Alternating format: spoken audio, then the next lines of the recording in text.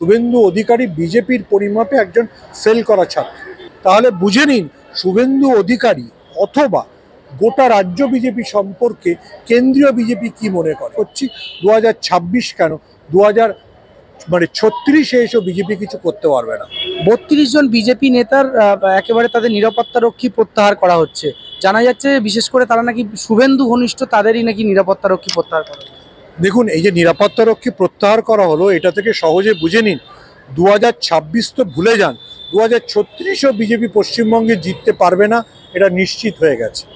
যাদের নিরাপত্তারক্ষী প্রত্যাহার করা হলো, আমি নাম করতে চাই না, নিরাপত্তারক্ষী প্রত্যাহারের আধ ঘন্টা আগে অবধি তিনি আমার সঙ্গে একটি চ্যানেলে বসে ঝগড়া করছিলেন যে কুম্ভের জল কত ভালো এবং কুম্ভের চরণামৃতকে নিয়ে প্রশ্ন তোলা যাবে না।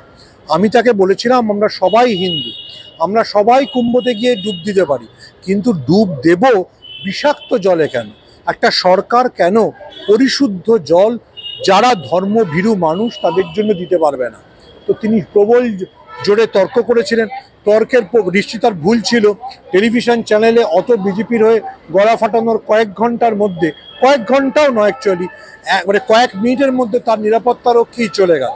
তাহলে বুঝে নিন শুভেন্দু অধিকারী অথবা গোটা রাজ্য বিজেপি সম্পর্কে কেন্দ্রীয় বিজেপি কি মনে করে। কেন্দ্রীয় বিজেপি খুব ভালো করে জানে পশ্চিমবঙ্গে, আবারও রিপিট করছি, 2026 কেন 2036 এসেও বিজেপি কিছু করতে পারবে না। বিজেপির পশ্চিমবাংলা সম্পর্কে কোনো আশাও নেই, ভরসাও নেই। বিজেপির যেটা আছে, পশ্চিমবাংলায় থেকে একটু সাম্প্রদায়িক উস্কানি দিয়ে সেই উস্কানির আগুনে অন্য রাজ্যে ভোট জিততে চায়। যেমন ইউপিতে বিজেপি আগের বার ভোট জিতেছিল শুধুমাত্র কর্ণাটকের হিজাব বিতর্ককে কেন্দ্র করে, তেমনি পশ্চিমবঙ্গে সাম্প্রদায়িক উস্কানি তৈরি করে, সন্দেশখালী বা বিভিন্ন বিষয়ে সাম্প্রদায়িক প্ররোচনা তৈরি করে বিজেপি অন্য রাজ্যে ভোটে ভালো ফলাফল করতে চায়।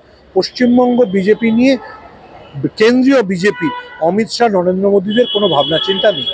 তাহলে কি অমিত শাহ নরেন্দ্র মোদীরা বাংলা নিয়ে কি হতাশ হচ্ছে, সেই কারণেই কি এই সিদ্ধান্ত? শুভেন্দু অধিকারী তো সবেতে হতাশ করেছেন। লোকসভায় প্রার্থিত ফলাফল দিতে পারেননি, মেম্বারশিপ দিতে পারেননি। শুভেন্দু অধিকারীর উপরে কোনো ফেল করা ছাত্রের উপর কেউ কেন ভরসা রাখবে? আপনি কোনো ফেল করা ছাত্রকে স্কুলে রাখবেন? তাকে কি বলবেন, নিচের ক্লাসে যাও, আবার করে পড়াশোনা শুরু করো? শুভেন্দু অধিকারী বিজেপির পরিমাপে একজন ফেল করা ছাত্র। গতকাল দেখা গেল শুভেন্দু অধিকারী অভিষেক বন্দ্যোপাধ্যায়ের নাম না করে চোর গুন্ডা মানে কিছু বলতে ছাড়লেন না, চরম আক্রমণ শানাচ্ছেন। এবং অভিষেক বন্দ্যোপাধ্যায় নাকি শুভেন্দুকে পায়ে ধরেছিল যে দলে থাকার জন্য। ওনার না মানসিক সমস্যা আছে, বিভিন্ন সময় বিভিন্ন সমস্যায় ভোগেন, তো সেটা দোষের না। শীতকাল গেছে, ফুলকপি মূলো ইত্যাদি খেলে শরীরে অনেক রকম ব্যায়ামও হয়, ফলে উনি এসব বলেন। আগে তো ওনাকে অভিষেক বন্দ্যোপাধ্যায় একটি রাজ্য দলের মানে যেটা রাজ্যের শাসক দল, তার সর্বভারতীয় সাধারণ সম্পাদক। অভিষেক বন্দ্যোপাধ্যায় পঞ্চায়েত নির্বাচনে 2021-এর বিধানসভা নির্বাচনে শুভেন্দু অধিকারীকে বলে বলে গোল দিয়েছেন। ফলে শুভেন্দু অধিকারীকে আগে তো অভিষেক বন্দ্যোপাধ্যায়ের সমান পারফরমেন্স করতে হবে। 2024-এর লোকসভা নির্বাচনে তো শুভেন্দু অধিকারী এত কথা বলেছিলেন, অভিষেক বন্দ্যোপাধ্যায় যা বলেছিলেন সেই ফলাফলিত হয়েছিল। তাহলে আমরা কাকে এগিয়ে রাখবো, শুভেন্দু অধিকারী না অভিষেক বন্দ্যোপাধ্যায়?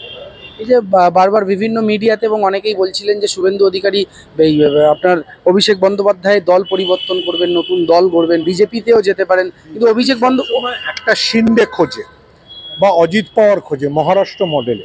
ফলে পশ্চিমবঙ্গ এই রটনাটা রটিয়ে দিয়ে তারা তৃণমূলের যে মানে মানসিক দৃঢ়তা বা তৃণমূলের মধ্যে একটা রটনা তৈরি করতে চেয়েছিল, অভিষেক বন্দ্যোপাধ্যায় সেটা একদম ভেঙে দিয়েছেন।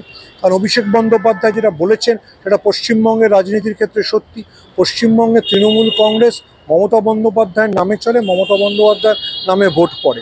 কাউকে ভাঙিয়ে বিজেপির কোনো লাভ হবে না। 2021-এর আগে তো শুভেন্দু অধিকারী রাজীব বন্দ্যোপাধ্যায় থেকে শুরু করে কত লোককে ভাঙিয়েছিলেন, তারা জিততে পেরেছেন? এগুলো সব শুভেন্দু অধিকারীর কষ্ট কল্পনা।